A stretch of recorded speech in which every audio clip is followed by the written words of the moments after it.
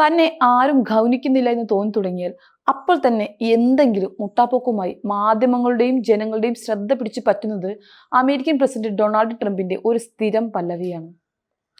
കുറച്ച് ദിവസത്തിന് ശേഷം വീണ്ടും തീരുവയുടെ കാര്യം പറഞ്ഞാണ് ട്രംപ് പൊങ്ങിയിരിക്കുന്നത് എന്നാണ് അറിയാൻ കഴിയുന്നത്.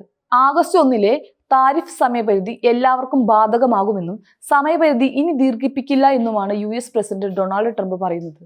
താരിഫ് വ്യവസ്ഥ പ്രത്യേകിച്ച് സ്റ്റീൽ, അലൂമിനിയം എന്നിവയ്ക്കുള്ളത് ഇതിനകം തന്നെ $100 ബില്യൺ കൊണ്ടുവന്നിട്ടുണ്ടെന്നും ഉൽപാദനത്തിൽ ആഭ്യന്തര നിക്ഷേപം വർദ്ധിപ്പിച്ചിട്ടുണ്ടെന്നും അദ്ദേഹം അവകാശപ്പെടുകയുണ്ടായി. ഈ താരിഫുകളിൽ നിന്നുള്ള സമ്മർദ്ദം കമ്പനികളെ പുതിയ സ്റ്റീൽ മില്ലുകൾ, അലൂമിനിയം പ്ലാന്റുകൾ, AI സൗകര്യങ്ങൾ, ഓട്ടോ ഫാക്ടറികൾ എന്നിവ നിർമ്മിക്കാൻ പ്രേരിപ്പിച്ചിട്ടുണ്ട് എന്ന് ട്രംപ് അഭിപ്രായപ്പെടുകയുണ്ടായി. താരിഫ് അടയ്ക്കാൻ ആഗ്രഹിക്കുന്നില്ലെങ്കിൽ അതിനുള്ള ഏറ്റവും നല്ല മാർഗം അവരുടെ പ്ലാന്റ് അമേരിക്കയിൽ നിർമ്മിക്കുക എന്നതാണ്. നേരത്തെ വാണിജ്യ സെക്രട്ടറി ഹോവാർഡ് ലുട്നിക്കും ഓഗസ്റ്റ് 1 മുതൽ വ്യാപാര പങ്കാളികൾക്കുള്ള താരിഫുകളുമായി അമേരിക്ക മുന്നോട്ട് പോകുമെന്ന് പറഞ്ഞിരുന്നു. അതിൽ യാതൊരു വിപുലീകരണങ്ങളോ ഇളവുകളോ ഇനിയും ഉണ്ടായിട്ടില്ല.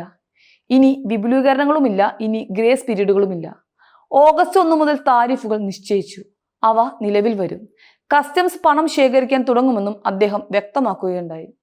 അമേരിക്കൻ വ്യവസായങ്ങൾക്ക് അന്യായമായി കണക്കാക്കുന്ന ആഗോള വ്യാപാര നിയമങ്ങൾ മാറ്റിയെഴുതാനുള്ള ട്രംപ് ഭരണകൂടത്തിന്റെ നീക്കത്തിന്റെ ഭാഗമായിട്ടാണ് പുതിയ താരിഫ് പ്രാബല്യത്തിൽ വരുന്നത്. പ്രധാന സഖ്യകക്ഷികളെയും വ്യാപാര പങ്കാളികളെയും സമയപരിധിക്ക് മുൻപ് തന്നെ വ്യാപാര കരാറുകൾ അന്തിമമാക്കുന്നതിന് US സമ്മർദ്ദം ചെലുത്തുന്നുണ്ട്. യൂറോപ്യൻ യൂണിയൻ ഉദ്യോഗസ്ഥരുമായി ചർച്ചകൾക്കായി നിലവിൽ സ്കോട്ട്ലാൻഡിലുള്ള US president Donald Trump tariff ഏർപ്പെടുത്തിയതിനു ശേഷവും ചർച്ചകൾക്ക് തുറന്നിരിക്കുന്നുവെന്നാണ് ലുട്നിക് പറയുന്നത്. എന്നിരുന്നാലും US നിബന്ധനകൾ നിശ്ചയിച്ചിട്ടുണ്ട് എന്ന് അദ്ദേഹം വ്യക്തമാക്കുകയുണ്ടായി. ഇതുവരെ Britain, Vietnam, Indonesia, Philippines, Japan എന്നീ 5 രാജ്യങ്ങൾ USുമായി പുതിയ വ്യാപാര നിബന്ധനകളിൽ ഒപ്പുവെച്ചിട്ടുണ്ട്. ഏപ്രിൽ മുതൽ നിലവിൽ ഏർപ്പെടുത്തിയ 10% അടിസ്ഥാന നിരക്കിനേക്കാൾ താരിഫുകൾ കൂടുതലാണെങ്കിലും ഒരു കരാർ രൂപീകരിക്കാതിരിക്കുന്നത് അപകടമാകും എന്ന് കരുതിയാണ് ഈ രാജ്യങ്ങൾ കരാറിൽ ഒപ്പിട്ടിട്ടുള്ളത്. അതേസമയം യൂറോപ്യൻ യൂണിയൻ ഇതുവരെ ഒരു കരാറിലും എത്തിയിട്ടില്ല എന്നും യൂറോപ്യൻ യൂണിയനുമായി ഒരു കരാറിൽ ഏർപ്പെടാൻ 50-50 സാധ്യതയുണ്ട് എന്നുമാണ് ട്രംപ് പറയുന്നത്. ഇന്ന് രാവിലെ ട്രംപും European commission president Ursula von der ലെയിനും തെക്കു പടിഞ്ഞാറൻ സ്കോട്ട്ലാൻഡിലെ ട്രംപിന്റെ ഡോൺബറി ഗോൾഫ് റിസോർട്ടിൽ കൂടിക്കാഴ്ച നടത്താൻ തീരുമാനിച്ചിരുന്നു.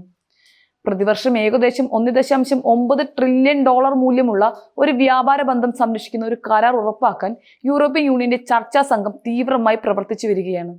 എന്നാൽ ഏതൊരു കരാറിനും 27 അംഗരാജ്യങ്ങളും അംഗീകാരം നൽകണമെന്ന കടമ്പ മറികടക്കാൻ കഴിയുന്നില്ല എന്ന് തന്നെയാണ് യൂറോപ്യൻ യൂണിയന്റെ മുൻപിലുള്ള പ്രധാന വെല്ലുവിളി എന്ന് വേണം പറയാൻ.